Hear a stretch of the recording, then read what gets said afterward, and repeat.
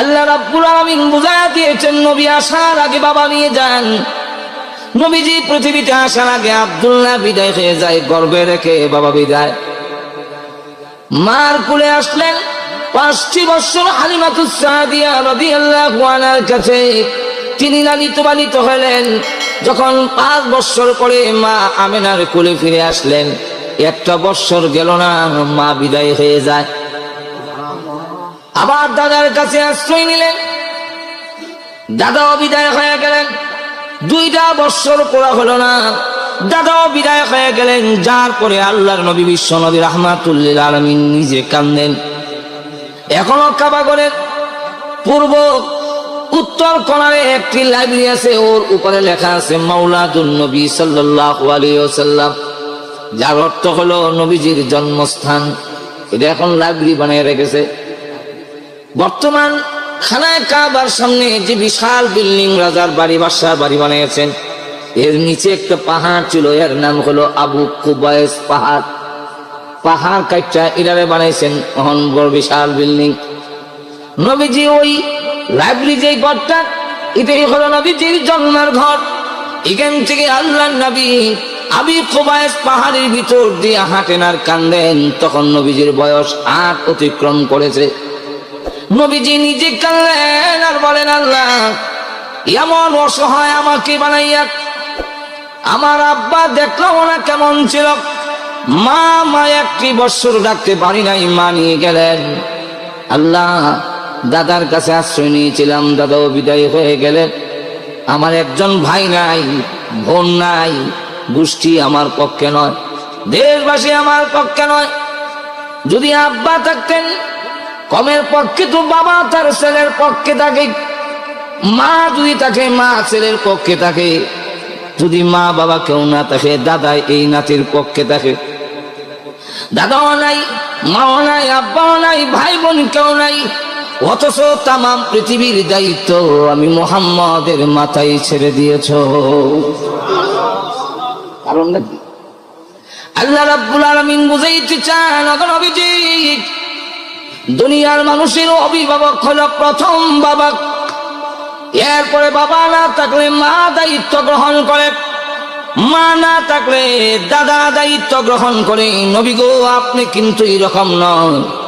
আপনার অভিভাবক আপনার আব্বা নয়, আপনার মা নয়, আপনার দাদা নয়, আপনার অভিভাবক হলেন স্বয়ং আল্লাহ রাব্বুল আলামিন। আল্লাহ রাব্বুল আলামিন আপনার অভিভাবক। যদি বাবা থেকে যায়, মা থেকে যায়, দাদা থেকে যায়, তাহলে আল্লাহ যে অভিভাবক এই জিনিসটা বোঝা যায় না। আল্লাহ রাব্বুল আলামিন তাই বলেন, ওগো নবীজি, সব সরাইয়া দিয়ে বুঝাইয়া দিলাম, আপনার গার্জিয়ান অভিভাবক হইলাম আমি আল্লাহ। আর হুজুরে কোন না, নবীজি এই জন্য পাহাড়ের কাছে দিয়ে যায় আর নিজেও কাঁদেন। আবু জেহেল ইতিহাসের কিতাবে রেখে, আবু জেহেল ওই সময় পাহাড়ের কাছে দিয়ে যায়। আল্লাহর নবীকে দেখে সে ভাবতে লাগছে মনে হয় রাস্তা হারিয়ে ফেলেছে, এই জন্য কাঁদতেছে। ডাক দিয়ে বলে, ও আব্দুল মুত্তালিবের নাতি মুহাম্মদ, কাঁদো না, আসো আমি তোমাকে নিয়ে বাড়িতে পৌঁছাইয়া দেই। আল্লাহর নবী বলেন, চাচা আমারে কাঁদতে দেন, বাধা দিয়েন না, কারণ আমার ব্যথা আমার দুঃখ আপনি বুঝবেন না, আমি কেন কাঁদি। আবু জাহেল বলে, না, এই অবস্থায় তোমাকে রেখে চলে যেতে পারি না। টান দিয়ে জোর করে নবীজিকে উটের উপর উঠেছেন। কিন্তু সিস্টেম হলো আমাদের দেশে মোটর সাইকেল জড়াইলে কারো টান দিয়ে পিছে দিয়ে উঠায়, সামনে দিয়ে না। ঘুমো ধরেছেন আপনারা? উটের মধ্যে উঠাইলো, কাউকে পিছন দিয়ে উঠায়, সামনে না। তাই নবীজিকে পিছনে উঠায় বসাইছেন। উটের লাগাম ধরে টান দেয়, উঠ সামনে যায় না, পা উঠাইয়া জোরে জোরে চিৎকার দেয়। কারণ মুহাম্মদ তো এমন নবী যিনি হলেন রাহমাতুল লিল আলামিন, সমস্ত মাখলুকে বিশ্ব নবীকে ছিল। আর তো জোরে কোন না, সব মাখলুকে এই আলোচনা করতে গেলে সুবহানাল্লাহ, গাছ মাছ পানি সাগর সমুদ্র বৃক্ষ তরুলতা যা আছে সব বিশ্ব নবীকে আর তো এরকম ছিল না। আজাইবুল খালায়েক নামক কিতাবে উল্লেখ করেছেন, নবীজি রাস্তা দিয়ে যায়, এক ইহুদি সাবরিয়া জিজ্ঞাসা করে, মানান্তা, আপনি কে? রাসূল বলেন আমি কে? আমি কইয়া লাভ নাই, তোর সাপটারে জিজ্ঞাসা কর, বলে দিবে আমি কে। ইহুদি সাবরিয়া কয় আমার সাপ তো কথা বলে না, তাহলে কিভাবে বলবে? আল্লাহর নবী বলেন কথা যদি না বলে আমি বলবো। তুমি জিজ্ঞাসা করে দেখো। যেই মাত্র সাপকে জিজ্ঞাসা করলো তুমি কি ওনাকে চেনো? সাপ মাথা উঁচু করে জিহ্বা বের করে বলেন হুয়া মুহাম্মাদুর রাসূলুল্লাহ।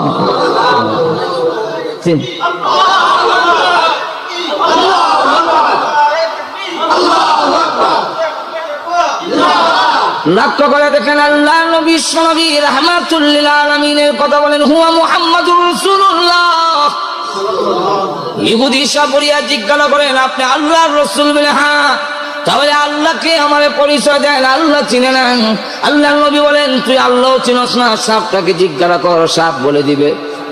আবার সাপকে জিজ্ঞাসা করার পরে সাপ ডাক দিয়ে বলে না দেন ও নিমক খারাম, তুই আল্লাহ চিনস না? ওই আসমান এই জমিন বিশ্ব ব্রহ্মাণ্ড তোমাকে আমাকে যিনি সৃষ্টি করেছেন তার নামই হলো আল্লাহ। তার নাম আল্লাহ, আল্লাহ রাব্বুল আলামিন। ইহুদি সাবরিয়া কয় আমার কালিমা কয় সুবহানাল্লাহ। অনেক ঘটনা ওইদিকে গেলে আজকের সময় কোরআনি সম্ভব না। উট ভেড়া ছাগল বকরি যা আছে এক কাফে বকরিরা খালি করে। একটা বাঘ আইসা একটা বকরি ঝাপটা মারে যখন ধরছে সে লাঠি সুটা দিয়ে বাঘ বেরিয়ে দৌড়াইছে। তখন বাঘ চলে যায় আর কয় আল্লাহ একটা বকরি আমার মুখ দিছিল, তুমি খাইরা নিলা, কামটা তো ভালো করছে। তখন লোকটা আশ্চর্য হয়ে কয় যে তুমি ভাগ কথা বলো? সে আবার মাথা করে আশ্চর্য হইছো? এর থেকে বড় আশ্চর্য বিশ্ব নবী আইছে মানুষ। আর তো যখন সুবহানাল্লাহ, বিশ্ব নবী এসেছেন তোমাদের মাঝে আর তাকে মানো না। আমি ভাগ কথা বলা যেমন আশ্চর্য তোমার কাছে, বিশ্ব নবী এসেছেন তাকে মানো না, এর চাইতে বড় আশ্চর্য কিছু হতে পারে না। বিশ্ব নবী আসার পরে গোলাম আহমদ কাদিয়ানী চেরাগ বিবির হুয়া আমার নবী হবে কিনা সেটা আমরা বুঝতে আমাদের কষ্ট হয়, এর চাইতে আশ্চর্য কিছু হতে পারে না। আর তো কম বন্ধ হয়ে যাওয়ার মধ্যে কোনো সন্দেহ। এখন লক্ষ্য করে দেখেন তো হুজুর সাল্লাল্লাহু আলাইহি ওয়াসাল্লাম কে যখন পাহাড়ের মধ্যে উঠাইলেন আর উটের উপরে উঠাইলেন, উটের লাগাম টানে কিন্তু উট 1 ইঞ্চিও সামনের দিকে যায় না।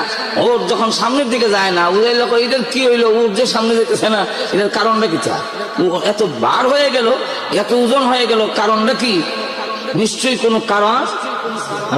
কারণ লাগাম টানে, উট সামনের দিকে পা উঠায়, জোরে জোরে চিৎকার দেয় কিন্তু সামনে যায় না, জোরে চাবুক মারে সামনে যায় না। আবু জাহেল বিষয়টা কিন্তু বুঝলাম না। হঠাৎ করে দেখে উটের জবান আল্লাহ খুলে দিয়েছে। উট ডাক দেখা মারলে কি হইব? মানুষখানে পিছনে কারে বয়স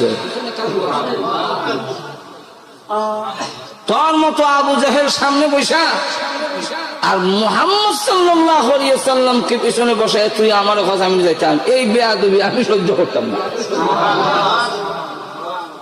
আবু জাহেল বাধ্য হইয়া এমন ঘটনা উঠে কথা বলে মাতে, তাই বাধ্য হইয়া রাসূলের সামনে আসছে। যখন লাগাম টান দিছে এখন দ্রুত গতিতে উঠ সামনের দিকে যাওয়ার পরে এখন বারবার লাগাম টানে, এখন টানে কন্ট্রোল করার জন্য একটু আসতে যা। উঠ আমার ডাক ধরে আবু জাহেল লাগাম টানতে পারো, আমি জীবনে কোনোদিন কল্পনা করি নাই বিশ্ব নবী মুহাম্মদ সাল্লাল্লাহু আলাইহি ওয়াসাল্লাম আমার পিঠে আরোহণ করবে, এটা আমি জীবনে কোনোদিন কল্পনা করি নাই। ভাগ্যে দিয়েছে, কপালে ভাইছি রে আবু জাহেল। ওই মুহাম্মদকে পাই আমি এত আনন্দিত হয়েছি, পড়ব না মরব এই খবর আমার আর না। আবু জাহেল আব্দুল মুত্তালিবের বাড়ির সামনে গিয়ে ডাক দেয়া হয়, এই আব্দুল মুত্তালিবের আওলাদরা এই ছেলের হেফাজত করে রেখে, ওদের ভবিষ্যতে আমাদের দেশের গর্ব অহংকার। কিন্তু যখন লা ইলাহা ইল্লাল্লাহ কইছে তখন আর না। তো হুজুর সাল্লাল্লাহু আলাইহি ওয়াসাল্লাম ফরাস সুযোগই পান নাই, অভিভাবক নিয়ে গেছেন। হুজুর সাল্লাল্লাহু আলাইহি ওয়াসাল্লাম বলেন, আমি দুনিয়ার কারো কাছে একটা অক্ষর করি নাই। এমনকি জিবরাইল আলাইহিস সালাম যখন কোরআন শরীফ নাজিল করেন, কোরআন শরীফ যখন পড়েন রাসূলের সামনে, রাসূল ভাবতে লাগলেন জিবরাইল যেই ভঙ্গিতে পড়ে আমার তো সেই ভঙ্গিতে পড়তে হবে, জিবরাইল যেইভাবে পড়ে এইভাবে আমারও পড়া উচিত। 2 নম্বর হলো আমি যদি সাথে সাথে না জপি, আমি যদি না পড়ি, একটা শব্দ যদি ছুটি যায় করে আমি পড়ি। এলাকা রাসূল সাল্লাল্লাহু আলাইহি ওয়াসাল্লাম জিবরাইলের সাথে তিনিও করেন আউযু বিল্লাহি মিনাশ শাইতানির রাজিম বিসমিল্লাহির রহমানির রহিম। আর আপনি যদি সারা জীবন কারো কেরাত শুনেন, কারি হইতে পারবেন? পারবেন? আপনি যদি আব্দুল বাসিদের খালি ক্যাসেট শুনেন, আমি কারি হয়ে যাবেন? এটা নিয়ে পড়তে হইব আও আও আও, এবার আল্লাহ কোন লাগবে, মস্ক করতে হইব আও আও আও, মস্ক না করলে হবে না। তো রাসূল ভাবতেছেন জিবরাইল যেভাবে পড়ে এইভাবে আমি পড়াটা কই থেকে শিখবো, যদি আউ বেটার সাথে না পড়ি। আল্লাহ নিষেধ করে দিচ্ছেন, জবান মোবারক লড়াবেন না। لا تحرك به لسانك لتعجل به إن علينا جمعه وقرآنه। হে রাসূল, আপনার জবান মোবারক তাড়াতাড়ি করার জন্য আপনি নড়াবেন না। জিবরাইল আপনার উস্তাদ নয়, 30 পারা কোরআন আপনার সিনাতে জমা করে দেওয়া, কোরআন শরীফ পড়ার পদ্ধতি শিক্ষা দেওয়ার জিম্মাদারি আমি আল্লাহ নিজে গ্রহণ করে নিয়েছি। আমি আপনার বলা, কে করবেন? একটু জোরে বলে আল্লাহ অন্য আয়াতে বলে سنقرئك فلا تنسى إلا ما شاء الله। আল্লাহ বলেন سنقرئك فلا تنسى, হে রাসূল অচিরে আমি আল্লাহ আপনাকে পড়াবো, আমার ইচ্ছা না হইলে আপনি ভুলবেন না। আপনি জেনে কন রাসূল সাল্লাল্লাহু আলাইহি ওয়াসাল্লাম বলেন উতিতু ইলমাল আউয়ালিন ওয়াল আখিরিন, আমি দুনিয়ার কারো কাছে একটা অক্ষর পড়ি নাই, কেউ আমাকে পড়ান নাই, কিন্তু तमाम পৃথিবীর আমার আগে যত মানুষ এসেছে আর পরে যত মানুষ আসবে, আউয়ালিন ওয়াল আখিরিন সমস্ত আগে পিছনে সমস্ত মানুষের জ্ঞান মেধা এক জায়গায় একত্রিত করলে যেই পরিমাণ জ্ঞান হবে, এর চেয়ে বেশি ইলম জ্ঞান আল্লাহ আমাকে দান করেছেন। এর বাস্তবতা বলতে গেলে অনেক লম্বা। এই বর্তমান বিজ্ঞানের যুগেও অনেক দূর পর্যন্ত গিয়া দেখে তারা চর্চা করতে করতে গিয়া দেখে মোহাম্মদ সাল্লাল্লাহু আলাইহি আগে গানে গেছে, এখনো পারে নাই। বিজ্ঞানীরা বলেন চন্দ্রের নিজস্ব ভাবার নাই, সূর্য থেকে খরচা হয়ে যান। সূর্যের চন্দ্রের মধ্যে যে একটা দাগ আছে, এটা কিসে ঘুমাই গেছে নাকি? চন্দ্রের মধ্যে একটা গাছের মধ্যে দেখা যায় না, এটা আমরা নিচের ক্লাসও পড়াও স্কুলে, এটার সাদের বুড়ি, উপরে হেডলাইন, এখান থেকে এক গাছ আছে আর বুড়ি থাকে সুতা কাচ্চা ছাড়ে, আর আমরা শুরু সময় সুতাকে দৌড়ে ধরতাম। আপনারা কি মনে করেন শান্ত গাছ আছে? আর তো গাছ করতে গেল। 2 নম্বর হল রসুল, বিজ্ঞানীরা কয় এটা পৃথিবীর ছায়া। রসুলকে জিজ্ঞাসা করার পরে রসুল বলেন এটা আল্লাহর কুদরতের নিদর্শন। সাহাবায়ে কেরাম বলেন হুজুর আল্লাহর কুদরতের নিদর্শন, এই কথাটার ব্যাখ্যা কি, একটু ব্যাখ্যা আমরা বুঝাইয়া বলেন। রাসূল সাল্লাল্লাহু আলাইহি ওয়াসাল্লাম বলেন সূর্যের মধ্যে যেমন আর কত কই মোবিলে আগ বহান, এরা কখনের আর সুযোগ নাই, আর যে গরম লাগে কেমন কইতাম ওই মিলে আপনারা আনবেন, ফিস থেকে ইশারা দেখে কইতাম আপনারা আনবে বলে। আমি কোয়ার মতো কোনো সাহস আপনারা হয় না, কিন্তু একটা আয়াত আপনারা শোনাই দেয়, এরপরে আগবানি ফিরতে নি আপনারা খান। কোরআনে একটা আয়াত শোনাই দেয়, বলবো আয়াত। আল্লাহ কোরআনে বলেন ওয়াইদা কিলা লাকুম তাফাসসাহু ফিল মাজালিসি ফাফসাহু ইয়াফসাহিল্লাহ, তোমাদেরকে যদি কোনো মজলিসে, কোনো মাহফিলে, কোনো জনসভায় এই কথা বলা হয় যে একটু জায়গা প্রশস্ত করে দাও, আর আমার কথা মান্য যদি জায়গা বড় করে দিলেও আমি আল্লাহ তোমরা জায়গা বড় করে দিই। এখন আপনারা যারা যারা ইচ্ছা যে কবরে হাসরে আমার জায়গা বড় হোক, আপনারা আগ বইতারেন, আর যদি মনে হয় না দরকার নাই তাহলে আপনারা জায়গা বই, এটা আপনাদের ইচ্ছার উপরে ছেড়ে দিলাম। একটু মেহরবানি করে আগে যান গা, আমরা করোনার পেশা হুজুর আসতেছেন, কিছুক্ষণের ভিতরে আসবেন, কথা বুঝলেন? এখন লক্ষ্য করে দেখেন,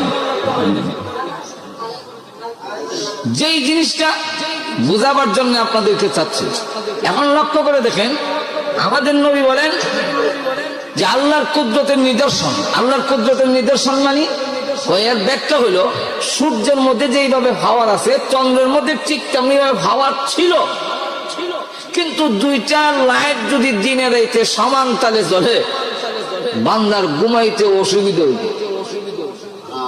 তাই আল্লাহ পাক জিবরাইল আলাইহিস সালামকে বললেন, তোমার নূরের পাখা দিয়া চন্দ্রের মধ্যে তুমি বাতাস দাও, আঘাত করো। আমরা যেইভাবে লেমের আগুন তাহা দিয়া নিভাই, বাতাস দিয়া, হাতের বাতাস যেরকম, ঠিক কিনা?